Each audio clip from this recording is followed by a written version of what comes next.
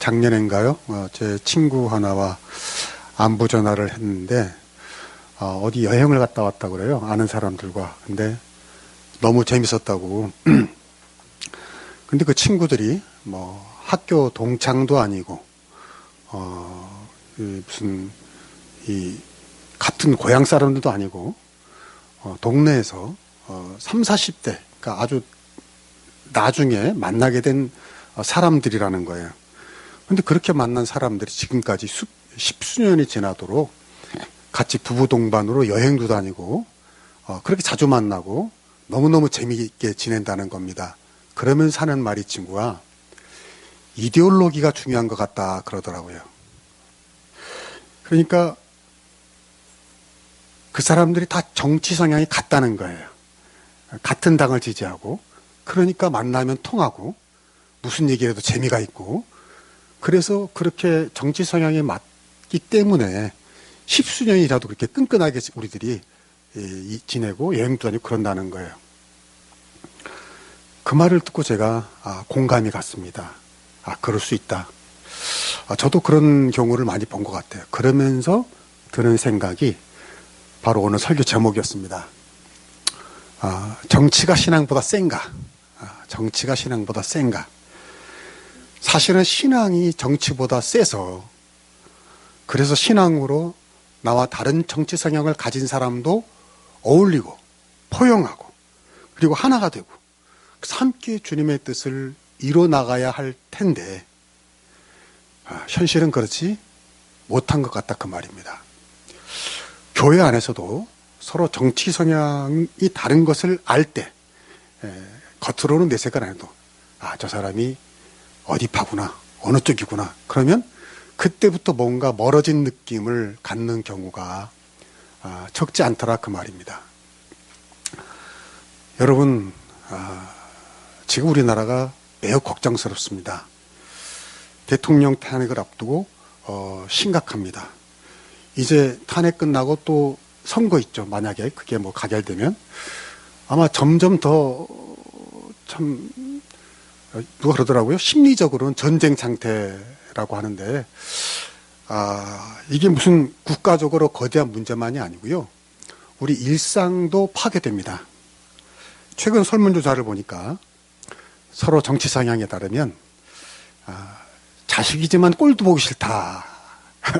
그렇더라고요. 그리고 정치 성향에 따르면 직장 동료나 이웃끼리도 같이 술 마시기도 싫다. 술자리도 싫다는 거예요. 그리고 58%가 정치 성향에 따르면 연애나 결혼도 하기 싫다.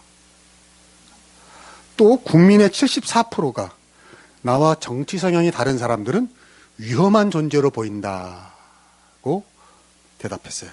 그러니까 탄핵 찬성이냐 반대냐에 따라서 가족도 연인도 친구도 갈라지더라 그 말입니다.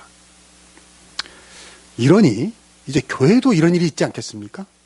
교회도 정치 성향이 다르고 지지하는 당이 다르면 교회 활동 나 저 사람이랑 못한다. 구역 활동도 신도의 봉사도 하기 힘든 거죠.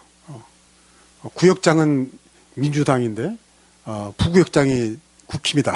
그러면 그게 되겠냐 그 말이죠. 싸움 난다 이거죠 이제 자칫하면은. 그래서요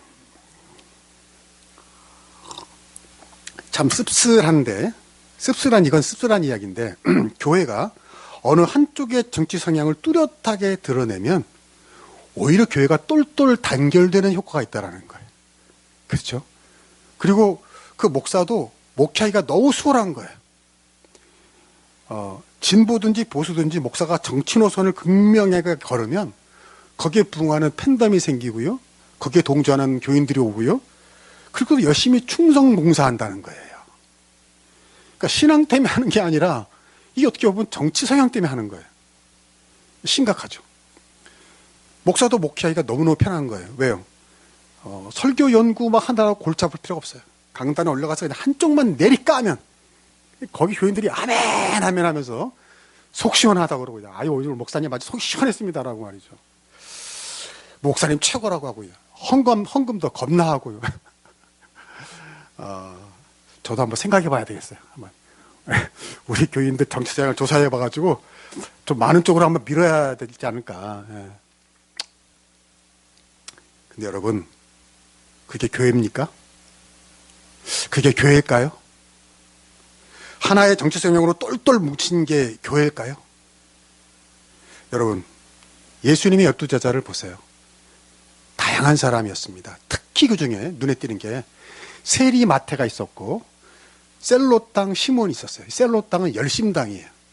근데 세리는 그 당시 어떤 사람이었습니까? 이스라엘이 로마의 압제를 받았잖아요. 그러니까 세리는 자기 동족에게 돈을 받아서 그 자기를 지배하는 로마에 돈을 바치고 그 중간에 돈을 착복해서 부를 모으는 사람들이 세리였단 말이에요. 매국노죠. 그리고 셀롯 땅 그 매국노를 처단하기 원하는 마치 독립운동가 같은 그런 자들이 셀롯 땅이었어요. 그렇게 그런 전혀 다른 원수 같은 사람들이 전혀 정치 성향이 다른 사람들이 예수님의 제자였어요. 근데 예수님의 제자가 된 이후로 한 번도 그들의 정치 성향 때문에 티격태격 했다는 얘기가 성경에 없습니다. 그뿐 아니에요. 사도행전 13장을 보면요. 안디옥 교회가 나와요. 오늘날 전 세계에 복음이 전파된 계기가 바로 안디옥 교회 때문입니다. 안디옥 교회에서 선교를 시작해서요. 이 한국까지 복음이 온 거예요. 어떻게 보면. 근데 그 안디옥 교회 리더들의 이름이 13장에 나와요. 근데 거기 보면요. 다 배경이 다릅니다. 바나바와 사울은 상류층 출신이에요. 지식인이에요. 부자들이에요. 근데 거기 보면 또 니게르라는 시므온이 나와요. 이 니게르가 니그로예요. 니그로. 흑인. 그러니까 이 시므온은 아프리카 흑인 출신이었을 겁니다. 아마 그 태생이 그렇게 유복하지 않았겠죠. 또 분봉왕 헤롯의 젖동생 마나인이라는 사람이 나와요. 이 사람은 그 당시 왕의 젖동생이니까 아마 무슨 왕족이나 귀족 좀 됐겠죠. 근데 그 헤롯은 그 당시 백성들이 미워했던 사람이란 말이에요. 그러니까 무슨 말이에요? 부자와 가난한 사람, 서로 다른 인종, 세대가 다른 나이, 정치적으로 대립될 수밖에 없던 사람들이 그 안디옥 교회의 지도자였어요. 그것도 아주 서로 잘 조화돼가지고 그 안디옥 작은 지역 교회가 세계로 복음을 전파할 수 있는 그런 교회였단 말이에요. 우리나라도 마찬가지입니다. 우리나라에 기독교가 들어와서요. 양반과 쌍놈이 한 교회를 다닌 거예요.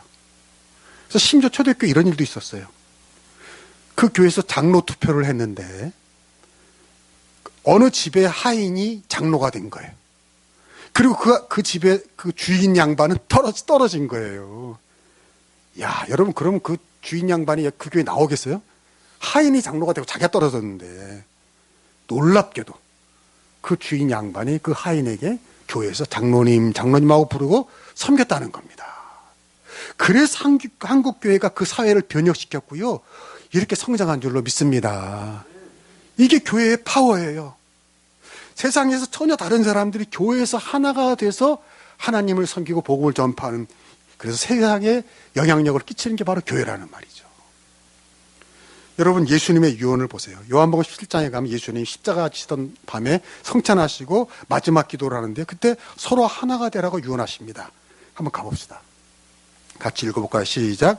아버지여, 아버지께서 내 안에, 내가 아버지 안에 있는 것 같이 그들도 다 하나가 되어 우리 안에 있게 하사 세상으로 아버지께서 나를 보내신 것을 믿게 하옵소서. 아까 그랬잖아요. 예수님이 축복하는 제자들 안에는 다양한 그룹이 있다고요. 다양한 정치 성향이 있다고요. 그런데 그들에게 하나가 되라고 유언하셨어요. 성부 하나님과 성자 예수님과 성령 하나님이 삼위일체가 하나이듯이 너희도 하나가 돼야 된다.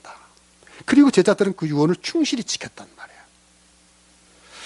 오늘 본문도 봅시다. 다 읽지 않겠지만 이런 내용입니다. 예수님께서 십자가에 달려 죽으심으로 우리 죄값을 치르셨어요. 우리는 죄로 인해서, 우리에겐 다 죄가 있잖아요. 그래서 서로 원수가 됩니다. 서로 싸웁니다. 우린 완벽하지 못하기 때문에 누가 원수가 돼요. 그런데 예수님이 나의 원수 대신에 내게 죽어주신 거란 말이에요. 그런 뜻이에요. 누군가 내가 미워하는 원수가 있는데 예수님이 그 원수가 돼서 대신 죽어주신 거예요. 반대로 나를 원수처럼 생각하는 사람에게는 또 예수님이 내 대신 죽어주신 겁니다. 그래서 우리가 하나가 되게 만드셨다는 거예요. 하나님과도 그래요. 하나님께도 우리는 원수된 자들이었어요. 왜? 죄가 있으니까. 그래서 예수님이 하나님의 원수가 되셔서 죄값을 받으시고 그걸 해결해 주셨단 말이에요. 그래서 하나님과 우리가 하나가 된 거죠. 그렇게 하나님과 우리가 하나가 되어서 이제 세상과 하나님을 화목하도록 하는 직분을 우리가 받은 겁니다. 그리스도께서 우리에게 평안을 전하셨던 것처럼 우리도 갈등과 분열이 있는 곳에 평안을 전하라는 거예요. 이게 십자가죠. 수직, 하나님과 우리가 수평, 사람과 사람이 하나가 되게 만나는 것, 그 만나는 교차로에 교회가 있다는 겁니다. 여러분, 이 말씀을 오해하시면 안 돼요. 하나가 되라고 하는 것은 몰개성적인 사람이 되라는 게 아닙니다. 예수님이 하나가 되라고 한 것은 우리가 우리 색깔을 버리고 그냥 다 똑같은 색이 되라는 건 아니에요. 그러면 오히려 문제죠. 그렇지 않습니까? 극좌나 구구 교회야말로 하나된 교회 아닙니까? 그렇잖아요. 하나의 정치 성향으로 똘똘 하나로 뭉친 교회. 성경이 말한 하나는 그런 하나가 아니란 말이에요. 주님이 원하시는 하나는 그런 게 아니에요. 그런데도 여러분 놀랍게도 유튜브를 보니까 꽤 알려진 목사님 것 같은데 이렇게 설교하더라고요. 예수님이 하나가 되라고 했으니 딴 정치 성향은 꺼져라. 이렇게 설교를 하더라고요. 자기 교인들에게 하나가 되라는 거예요. 한 정치 성향이 돼야 한다는 거예요. 그거 아닙니다. 여러분 상식적으로 생각해 보세요. 태어난 지역이 다르고 살아온 환경이 다르고 회사에서 직위가 다르고 연봉이 다르고 성별이 다르고 나이가 다른데 어떻게 똑같을 수가 있겠어요. 아니 솔직히 그 기업의 회장과 그 기업의 노조의 회장이 간부가 어떻게 똑같은 정치 성향을 가질 수 있겠어요. 다를 수밖에 없죠. 그걸 인정해야죠. 그걸 똑같아야 한다면 그게 공산주의죠. 그게 전체주의죠. 안 그래요? 성경에서 하나가 되라고 하는 것은 모자이크와 같습니다. 다양한 색들이 조화를 이루어 멋진 그림이 되라는 거죠. 할렐루야. 자기 색깔을 버리라는 게 아니에요. 지도자들 보세요. 베드로, 요한 다 개성이 다릅니다. 베드로는 막 괄괄하고 요한은 좀 부드럽고 다 달라요.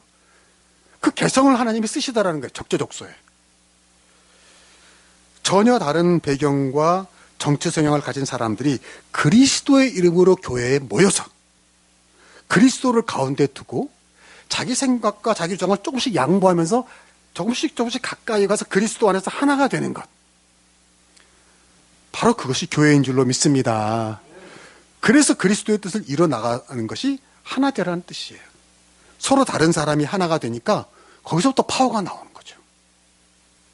여러분 교회에 스테인 글라스 아시죠? 왜 교회 성당이라 보면은 다양한 색깔로 유리에 있고 그 햇볕이 거기 투사와서 이 교회 안에 그 정말 잘 어울리는 멋진 빛이 나타나는 것을 보셨을 겁니다.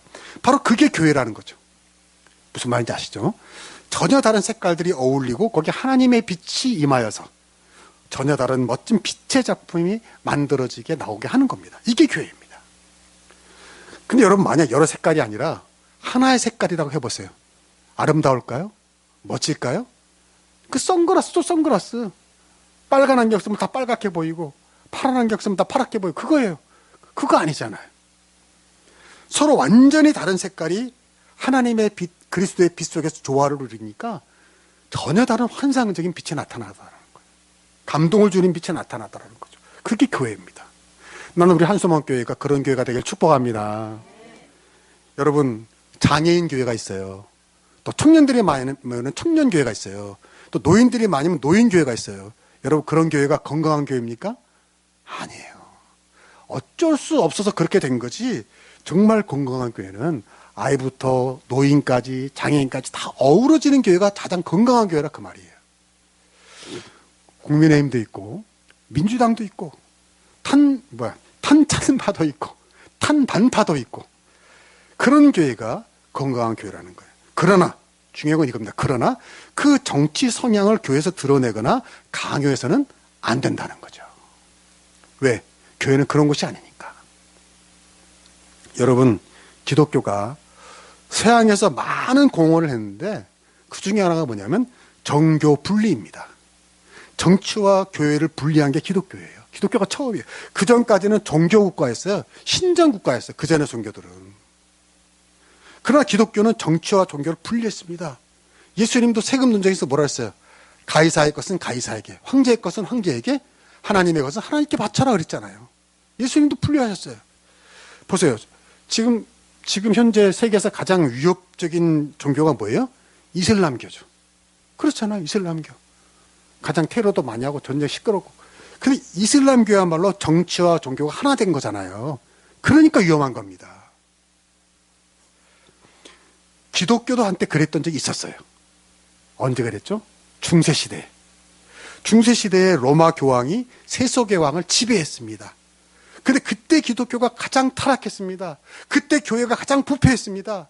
탐욕에 물든 교황이 얼마나 많았습니까? 그래서 뭐가 생겼어요? 종교개혁이 일어났던 겁니다. 기독교가 정치를 지배하면 기독교는 반드시 부패하게 되어 있습니다. 소금이 맛을 잃으면 버려지고 밟힌다고 예수님 말씀하셨잖아요. 바로 그겁니다. 여러분 생각해 보세요. 어느 회사 사장이 교회를 다니는데 믿음이 너무 좋은 거야. 아, 내가 믿음이 너무 좋으니까 이제 내가 경영하는 회사도 교회처럼 만들자. 그래가지고 회사원들에게 강제로 예배드리게 하고 의무적으로 예수 믿게 하고, 여러분 그러면 그게 하나님의 뜻일까요? 하나님이 기뻐할까요? 아니에요. 오히려 그 직원들이 어쩔 수 없어서 목구멍이 포도청이라서 예배는 드리지만 아마 하나님을 미워할 겁니다. 자기 사장이 믿는 하나님을 욕할 겁니다. 도무지 하나님께 영광이 되는 게 아니에요. 정말 그 사장님의 믿음이 좋아서 세상에서 자기 회사에서 하나님의 뜻을 이루려 한다면 기독교적인 가치로 자기 회사를 운영하면 되는 거예요. 그게 뭐죠? 직원에게 내가 대접받기 원하는 대로 사장이 먼저 그들을 대접해 주는 겁니다. 직원들을 내 몸처럼 사랑하는 겁니다. 이 회사의 최종 결제자는 사장인 내가 아니라 하나님이니 겸손히 하나님께 순종하며 회사를 경영하는 거죠. 그러면 그 회사의 비신자 직원들도 아마 사장이 믿는 하나님을 찬양할 겁니다. 무슨 말입니까? 교회가 정치에 뛰어들고 교회가 정치 세력이 되는 것이 전혀 하나님의 뜻이 아니라는 거예요. 그게 아니고 어떻게 합니까?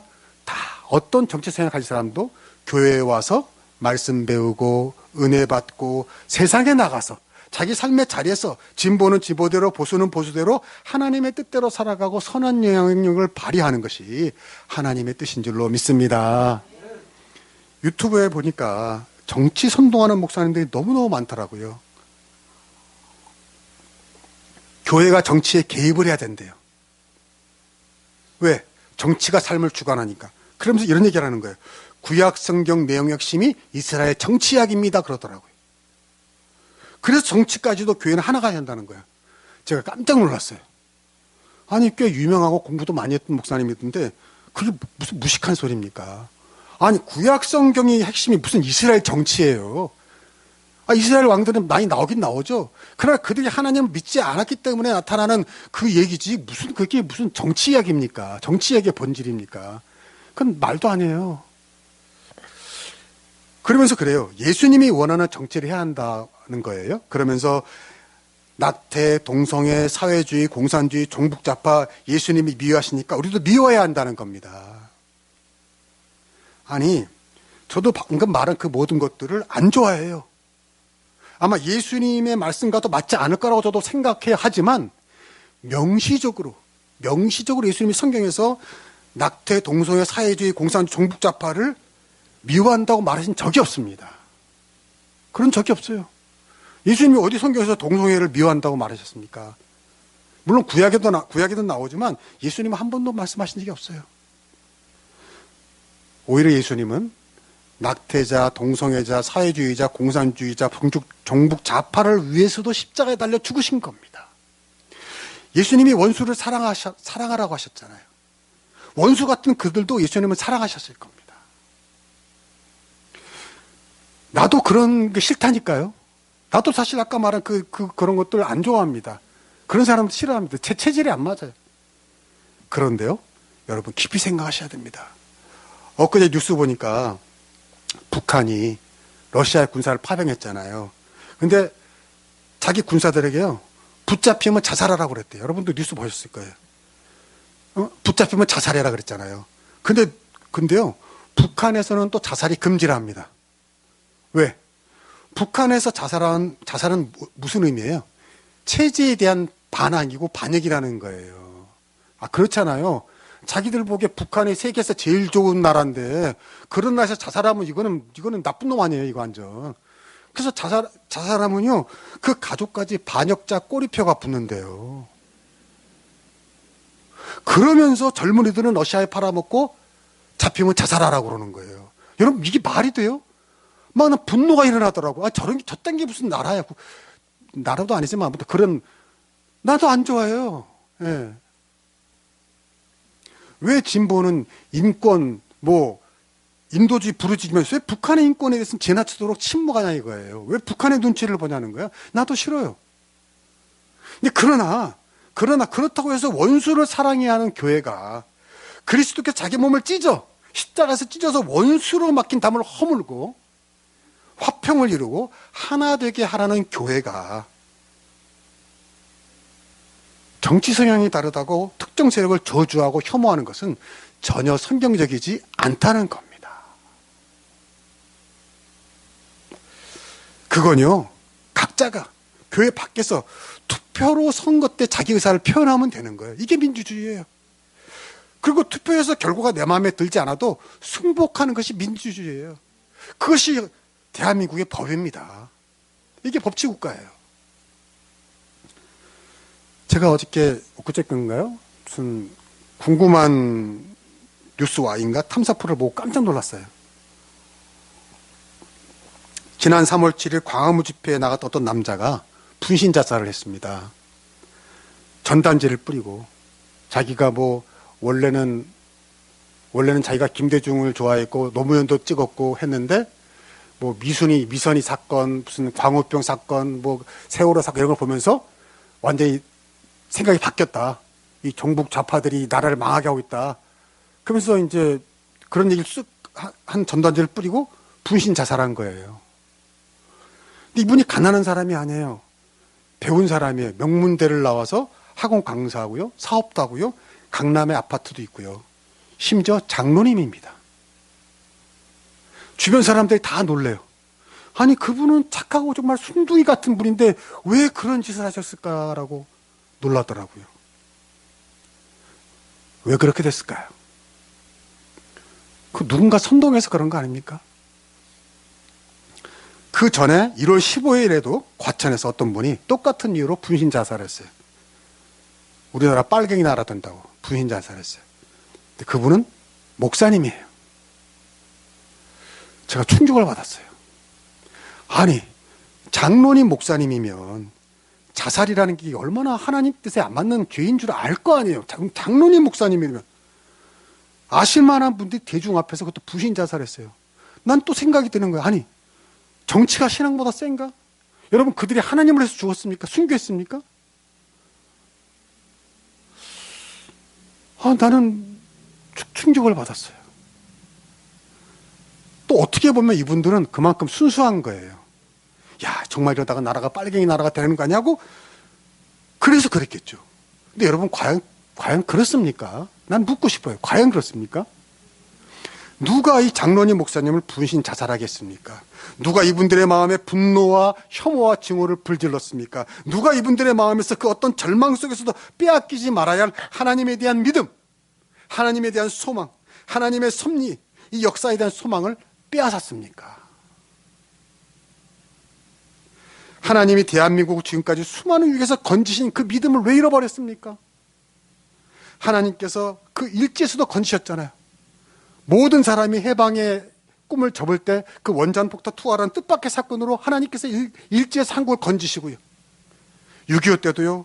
북한 공산당의 침략에서 낙동강까지 밀리고 이제 바다에 빠져 다 죽게 될 때도 인천 상륙작전이라는 뜻밖의 사건으로 하나님을 대한민국을 후원하시고 독재 정권에서도 건지시고 건지실 뿐만 아니라 세계의 아름다운 한류가로 우뚝 서게 하신 하나님이 우리 대한민국을 지키시는 줄로 믿습니다. 앞으로도 우리나라가 앞으로도 21세의 선교국가의 역할을 감당하기 위해서 한류를 만드신 그 하나님이 우리나라 예국가 있는 것처럼 하나님이 보호하사 우리나라 만세하도록 우리나라를 지키시고 돌보시고 축복하실 거라는 그 믿음, 그 소망을 누가 빼앗은 겁니까? 왜 그분들은 그런 소망을 갖지 못한 것입니까? 그 누구에게 책임이 있는 겁니까?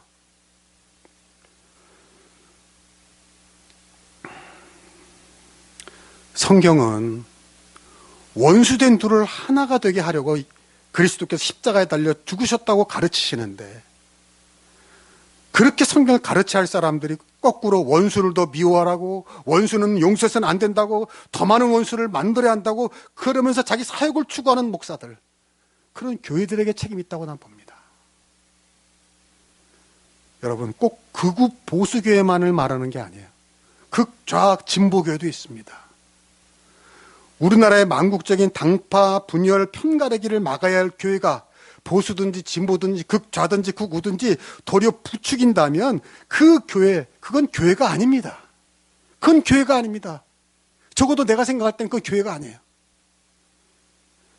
보수나 진보나 하나님의 뜻을 자기 욕심으로 치장하고 둔갑시켜가지고 자기 이익을 추구하려는 그런 자들이 이런 비극을 만들고 있다고 난 생각해요.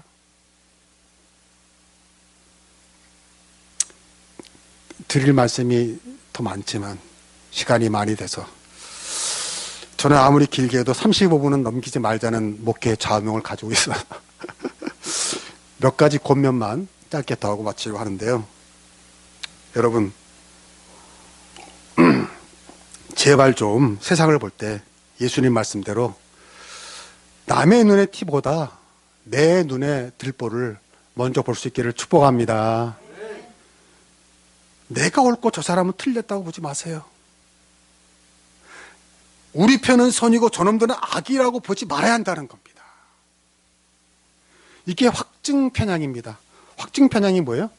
내가 보고 싶은 거, 듣고 싶은 거, 믿고 싶은 것만 믿는 거예요. 이런 태도가 혐오와 증오를 낳죠. 왜? 계속 듣고 싶은 것만 듣고 보고 싶은 건 보니까 내 마음에 안 맞는 건 듣지 않으니까. 또 선택적 공감, 당파적 공감을 지양해야 합니다. 하지 말아야 합니다. 우리는요, 자기가 지지하는 정당이나 자기가 지지하는 정치 지도자가 뭔 잘못을 해도요, 한없이 이해를 해줍니다. 그쪽은 엄청 공감해요. 좀 잘못해도 안 그럴 거야 하고 공감해줘요. 그런데 반대하는 정당은 조금만 잘못해도 용납되지가 않아요. 마음속에서 분노가 막 일끌어 나오는 겁니다. 이게 바로 당파적 공감이에요. 이런 공감은 차라리 하지 마세요. 이건 공감이 아니에요. 성경에서 말하는 공감은 너의 원수, 너와 다른 사람을 공감하라는 거지 같은 편을 공감하라는 게 아니에요. 그럼 공감 안 해도 저절로 공감이 되잖아요. 또 여러분, 어떤 정치인을 너무 믿거나 좋아하지 마세요. 사람은 다 죄인입니다. 완벽한 사람 없어요. 그 어떤 정치인도 메시아가 될 수 없어요. 여러분, 지금까지 투표해 보셨으면 알 거 아니에요. 지금까지 대통령 찍어보셨으면 알 거 아니에요. 어떤 정치인도 메시아가 될 수 없어요. 기대하지 마세요.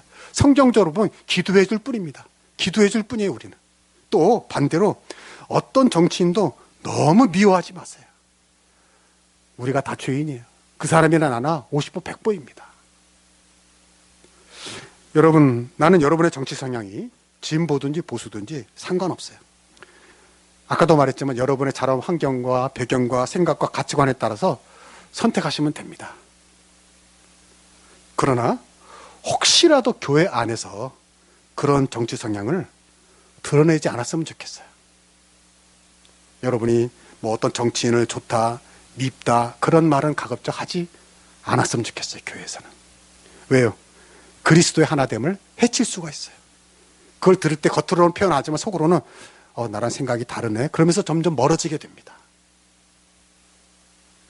또 무슨 정치 대중집회에도 가급적이면 저는 안 나가는 게 좋다고 생각해요. 왜? 대중집회에 나가면 사람은 군중심리에 쏠리게 됩니다. 그 군중심리는 이성적이 아니에요. 감정이에요. 그러면 하나님과 이웃을 원수까지도 사랑하고 화평을 추구하라는 그리스도인들의 품격을 잃게 돼버려요. 아까 같은 분신 자살도 그런 데서 나타났잖아요.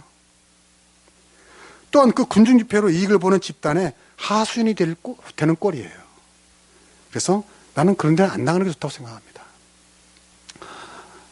한 가지 이야기하고 마치겠는데요. 저는 이런 생각이 있어요. 미국 액션 영화를 보면요. 난 뜬금없이 액션 영화야. 액션 영화를 보면 그 키아누 리브스가 주연한 영화 존 윅이라는 영화가 있어요. 존 윅. 어르신들은 뭐 안 보셨을 텐데 뭐 엄청난 액션 영화예요. 뭐 다 죽여요. 그냥 총을 막 팡팡팡팡팡 막 엄청 쏘요. 목회하다가 좀 스트레스 받으면 그런 영화를 보면 좋아요. 네. 말이 좀 이상하네. 웃자고 한 얘기에 또 괜히 또. 예. 근데 그 영화에 보면은 컨티넨탈 호텔이라고 나와요. 컨티넨탈 호텔. 나는 세상의 모든 교회가 그 호텔 같았으면 좋겠어요. 그 호텔에는 독특한 법이 있어요. 어떤 법이냐? 어떤 원수도 킬러도 그 안에 들어오면 싸울 수가 없어요. 그 호텔의 법이에요. 참 재밌죠. 그 호텔 문 바깥에까지도 서로 권총 쏘고 기관단총 다다다다 갈리고 칼로 찌르고 쑤시고 막 때리고 막 이렇게 하다가도 그 호텔에 딱 들어가면 전쟁 끝입니다. 그 안에서는 싸우면 안 돼요. 그게 법이 호텔에. 그러니까 좋죠. 어떤 킬러도 원수도 그 호텔에서는 쉴 수 있잖아요. 편하게 쉴 수 있잖아요. 안식할 수 있잖아요. 오늘 말씀처럼 평안할 수 있는 거예요. 심지어 서로 죽여야 하는 원수도 킬러도 그 안에서는 대화가 할 수 있잖아요. 왜? 그리고 또 타협할 수도 있고. 만약에 이 호텔에서 그 법을 어기면 파문과 동시에 그 호텔에서 쫓겨나는 거예요. 그리고 그 호텔에서 지정한 킬러에게 죽음을 당하게 됩니다. 처형당하게 됩니다.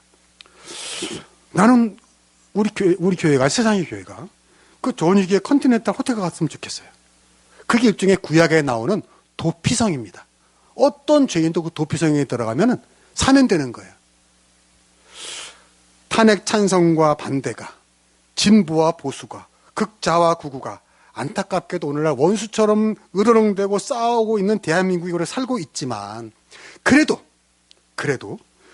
교회에 오면 모든 갈등과 편가름에서 벗어나고 평안할 수 있기를 주의 이름으로 축복합니다. 모든 원수된 감정들이 그리스도의 사랑 안에서 녹아지고요. 각자 다른 색깔들이 햇볕을 받아서 환상적인 빛을 만들어내는 스테인 글라스처럼 용서와 위로와 축복의 빛을 발하는 교회. 그런 교회가 될 수 있기를 축복합니다. 그래서 세상의 그 어떤 죄인도 피곤한 영혼도 갈급한 심령도 좌파도 우포도 교회에서는 무장해제가 돼가지고 쉴 수가 있고 서로 대화도 하고 외로움과 고독함도 달래고 그래서 다시 힘을 얻어 세상에 나가서 각자의 자리에서 충성하는 그리스도의 대회의 품격을 잃지 않는 그런 교회, 그런 한소망 식구가 될 주의 이름으로 축복합니다. 기도하겠습니다.